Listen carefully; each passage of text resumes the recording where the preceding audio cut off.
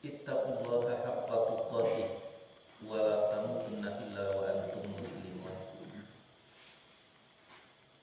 Sampai kita kepada ayat yang ke-61 dari ayat An-Nisa, surat An-Nisa. Insyaallah kita lihat sampai ayat 63. Arti ayat sudah kita pelajari, bahwa apabila dikatakan kepada mereka, tentunya mereka itu manusia pada umumnya, kemarilah kami kepada apa yang telah menurunkan Allah. Artinya kepada undang-undang dan peraturan Allah. Wa ila rasul, dan kepada undang-undang dan peraturan Rasul. Nah, lalu engkau akan melihat orang-orang munafik itu akan menghalang-halang engkau.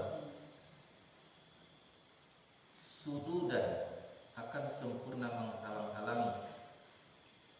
Jadi dari sekian banyaknya orang yang diajak kepada Allah dan kepada Rasul, orang munafik tetap tidak suka, tetap akan menghalang-halang kamu. Apa sebab? Karena apa yang diundangkan oleh Allah dan Rasul itu sering berantakan dengan keinginan nafsu. Sedangkan orang munafik itu kehidupannya itu dipenuhi oleh kekuasaan nafsu. Nah, itu akan mendatangkan akibat buruk kepada mereka, orang munafik. Nah, fa kaifa iza asabatsuhum musibah bima qaddamat aydihim. Maka betapakah apabila menimpa akan mereka itu musibah yang disebabkan karena usaha tangan manusia mereka itu sendiri, kemunafikan mereka. Nah, kemudian mereka bisa saja datang kepada engkau, hai Muhammad, bersumpah dengan Allah bahwa mereka itu tidak menghendaki, kami tidak menghendaki kecuali kebaikan dan kesepakatan. Begitu mulut manis daripada mereka. Sehingga di dalam ayat-ayat itu dijelaskan orang-orang yang semacam itu ibaratnya seperti kalbi, ya, anjing. Apabila mereka itu terdesak, kembali ingin mendapatkan pertolongan, tapi kalau andai kata mereka itu lapang, nah mereka itu berbuat macam-macam. Ulaikal ladzina ya'lamullahu. Jangan main-main, Allah tahu dengan mereka yang seperti itu, tentang apa yang ada di dalam hati mereka, sifat-sifat buruk yang ada di dalam hati orang-orang munafik itu diketahui oleh Allah Subhanahu wa taala. Nah, engkau hai Muhammad berhati-hati, fa'rid anhum, berpalinglah daripada mereka.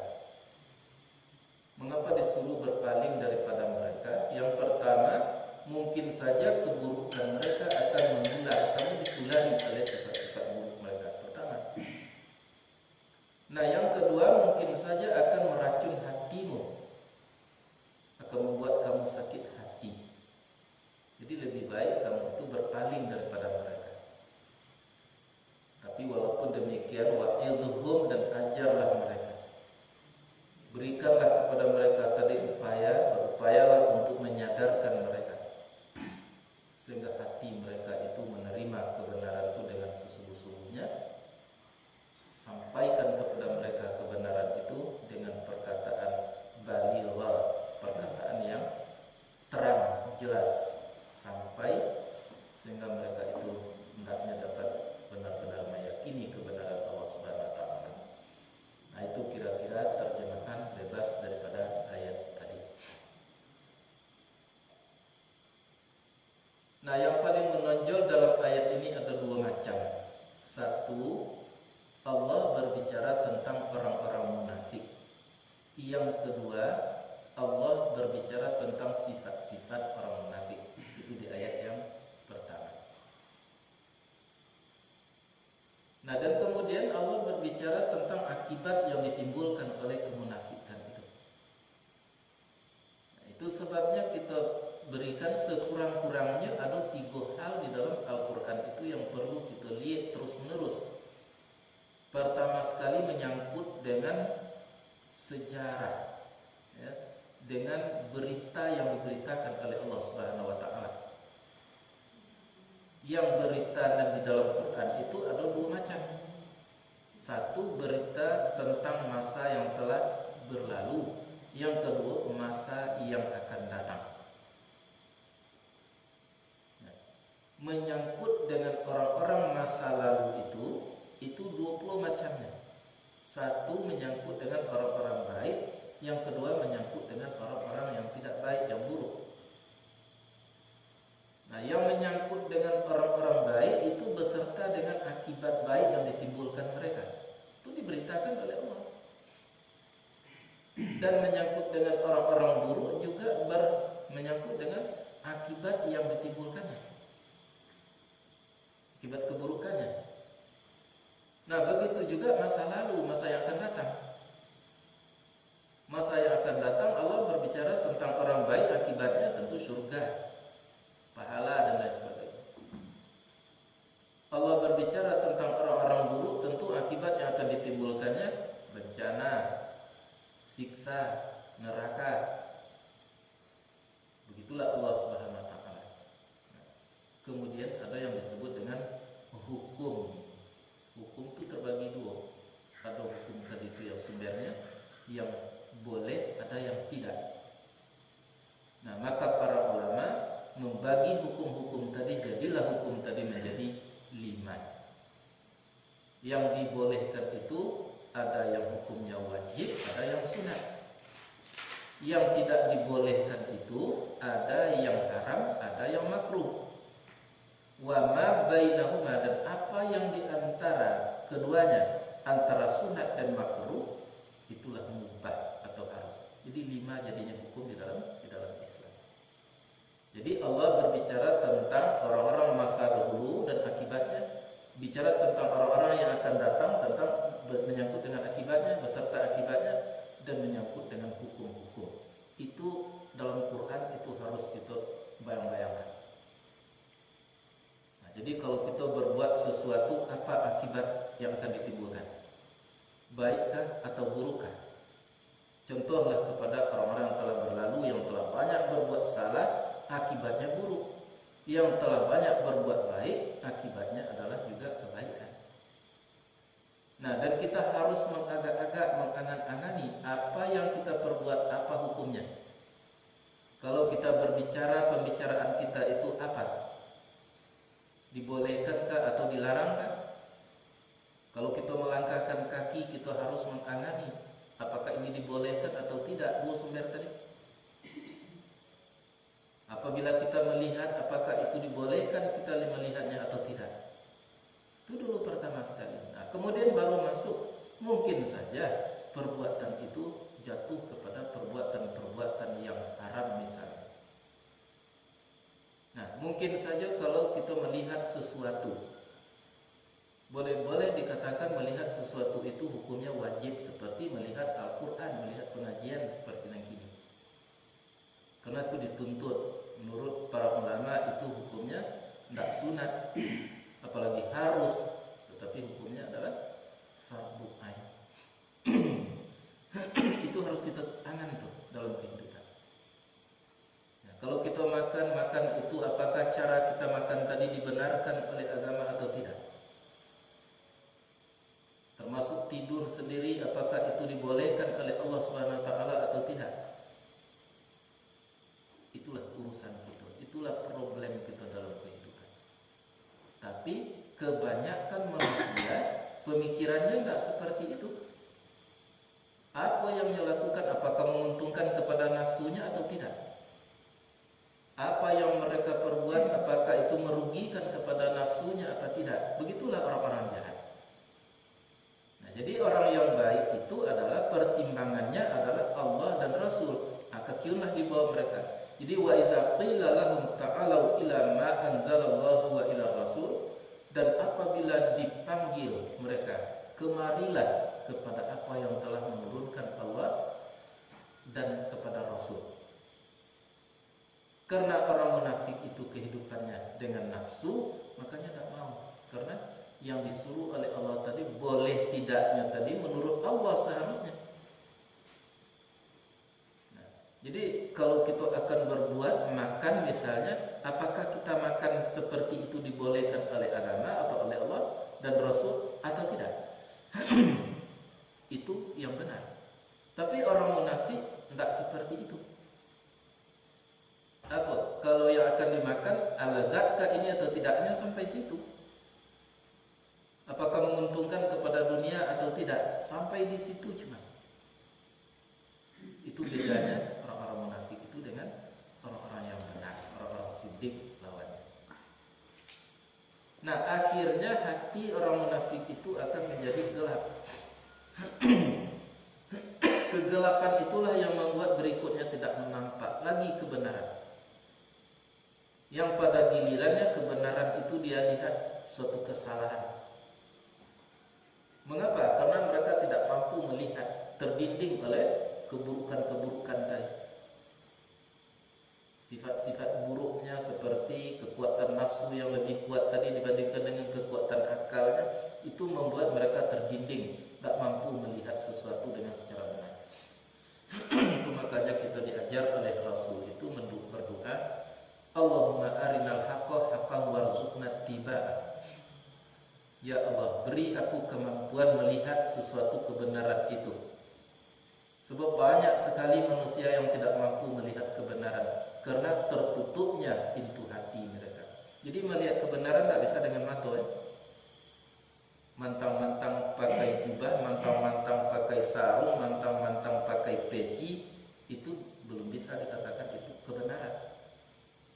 Lebih masa kini, ya, kunun ceritanya itu tidak pernah melihat orang non-Islam pun kini sudah melamar sebagai nenek mama, pakai peci, kalau perlu pakai sarung, memberikan khutbahnya di gereja.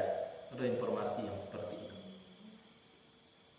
Nah, jadi kebenaran itu harus dilihat dengan hati, dengan jiwa. Nah, yang jiwa yang ditutupi oleh segala macam keburukan kemunafikan tadi, itulah yang akan membuat tidak bisa melihat kebenaran itu. Begitu saja dahulu sampai kini, sampai dunia kiamat nanti.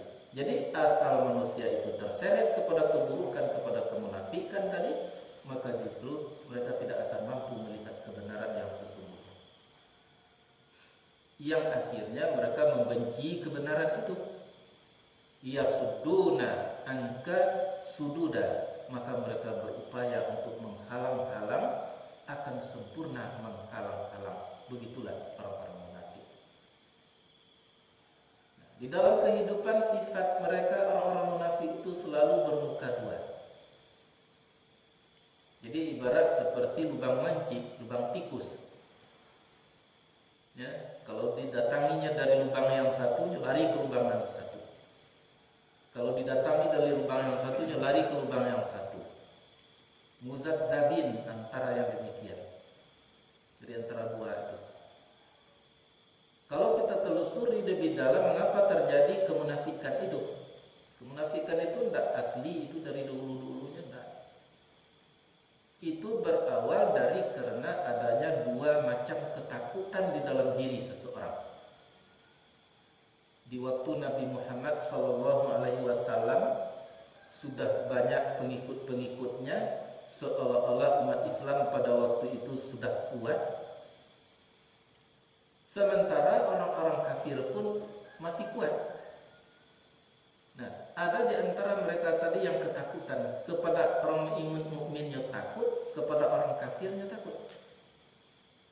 Nah, kan diikut orang kafirnya takut di orang mukmin, kan diikut orang mukminnya takut di orang kafir. Akhirnya terpaksalah mereka itu hidup antara kafir dan Islam.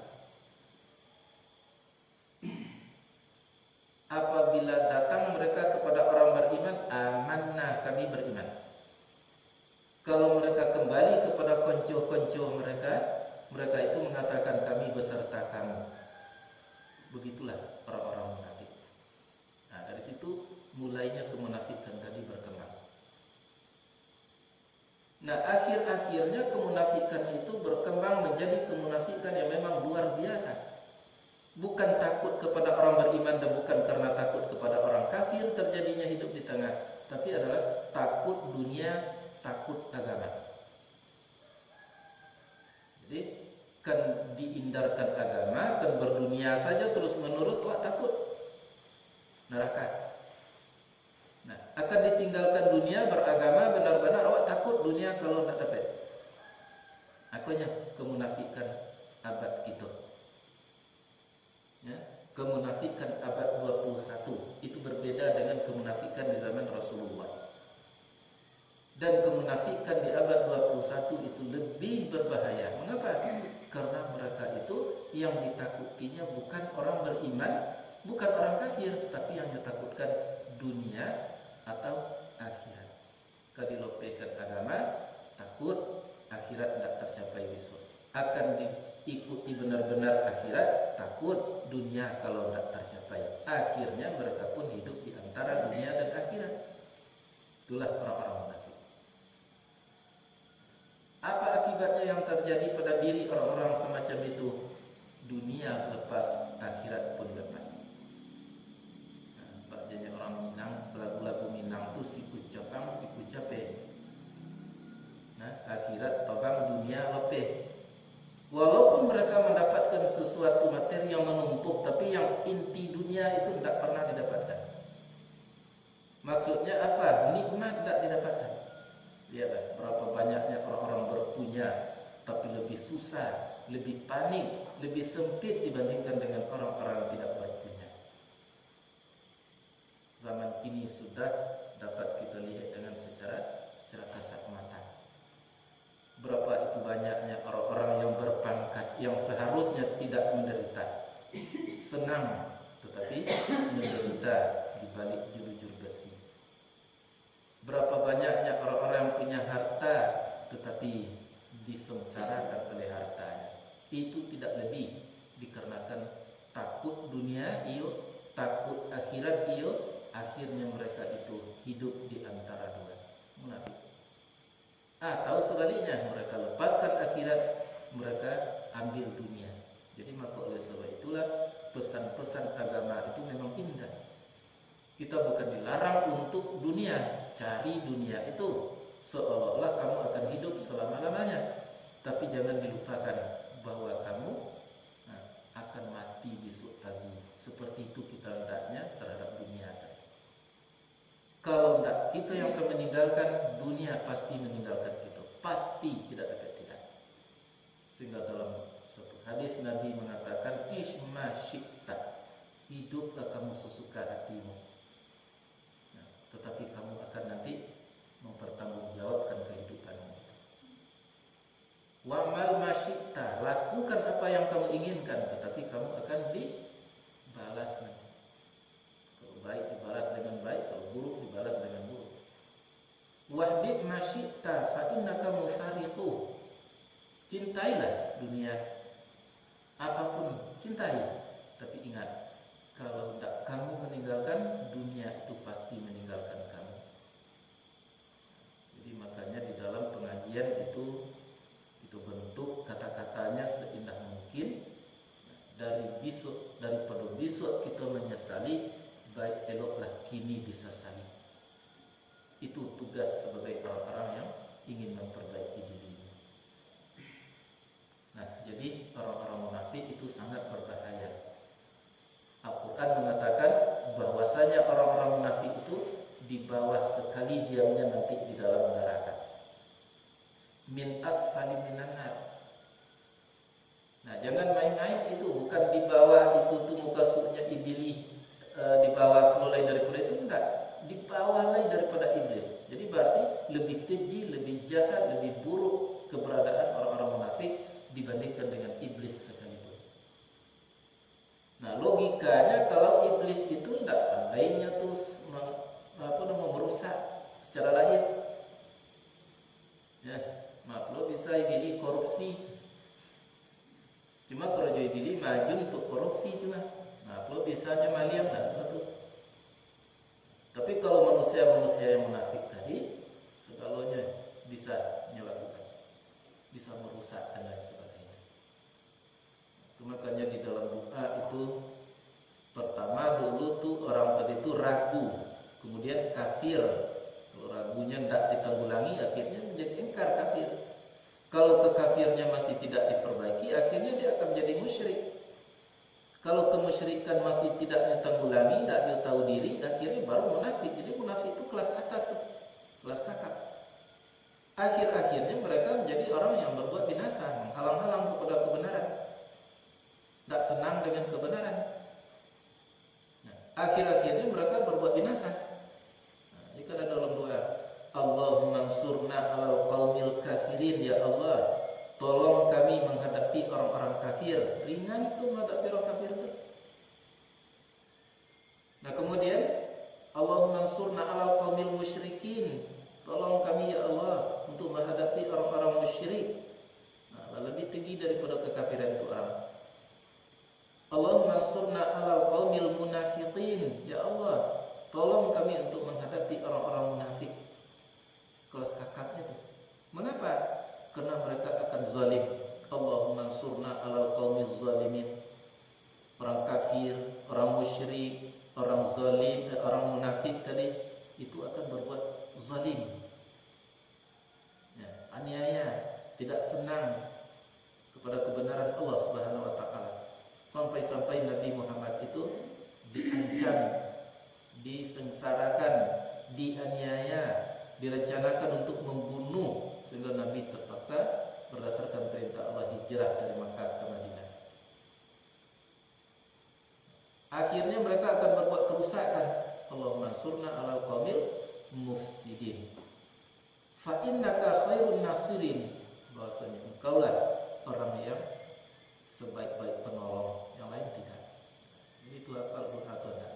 Allahumma ansurna alal qaumil kafirin, Allahumma ansurna alal qaumil musyrikin, Allahumma ansurna alal qaumil munafiqin, Allahumma ansurna alal qaumil zalimin, Allahumma ansurna alal qaumil mufsidin, fa innaka khairun nasirin.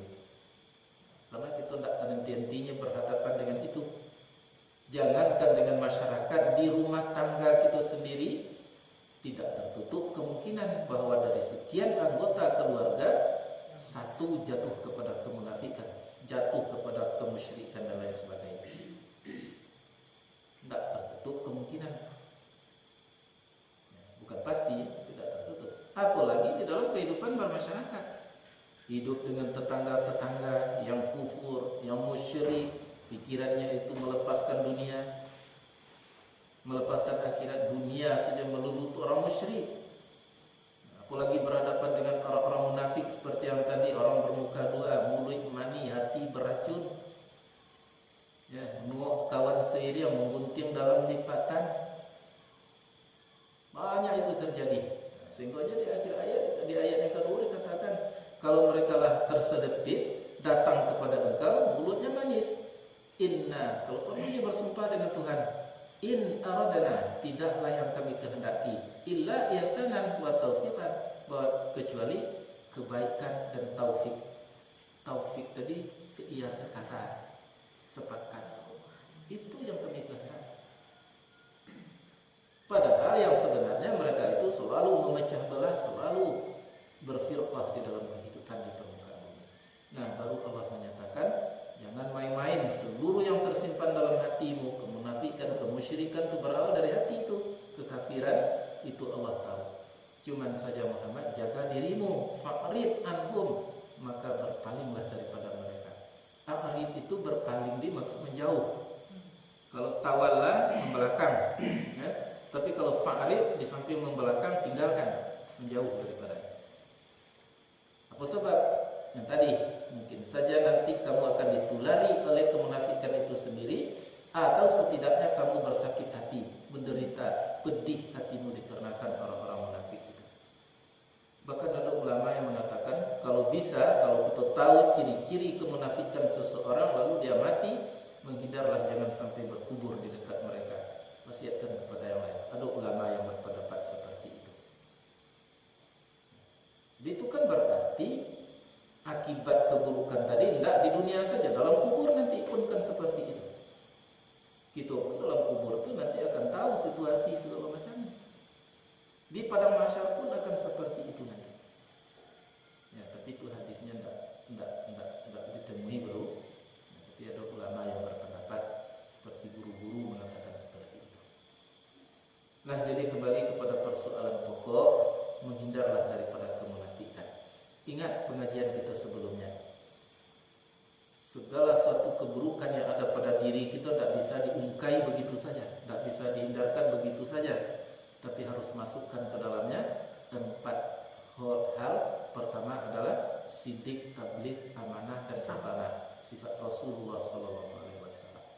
Kalau itu masuk ke dalam diri kita, jadi pemahaman dari kita itu, insya Allah mudah-mudahan akan terkikislah keburukan-keburukan, sekalipun keburukan tadi sudah memuncak sampai kepada peringkat kemunafikan. Jadi para sahabat-sahabat itu dulu kan orang-orang bejat pada mulanya, tapi karenanya meniru, menjadi orang sidik, menjadi orang tabligh, menjadi orang amanah, menjadi orang fatanah, sehingga keburukan yang ada di dalam dirinya itu luntur, berguguran sama sekali, tinggallah hati yang bersih, sehingga dijamin masuk surga oleh Nabi kita Muhammad SAW. Nah, itu pun seperti itu. Nah, itu barangkali dari ayat-ayat tadi yang perlu kita ingat betapa dahsyatnya keburukan-keburukan manusia. Kalau manusia sudah jahat, bumi, langit bisa rusak, bisa binasa. Ini kebanyakan orang ahli mengatakan lapisan ozon rusak. Itu juga dikarenakan akibat manusia. Dan terakhir dalam surat Thaha itu diterangkan dengan jelas, zaharal fasadu fil barri wal bahri bima kasabat aydin nas. Terjadinya kerusakan di darat, di laut, itu adalah dikarenakan kemampuan manusia, tangan manusia ibaratnya oleh Allah Subhanahu wa taala. Mudah-mudahan bermanfaat. Assalamualaikum warahmatullahi wabarakatuh.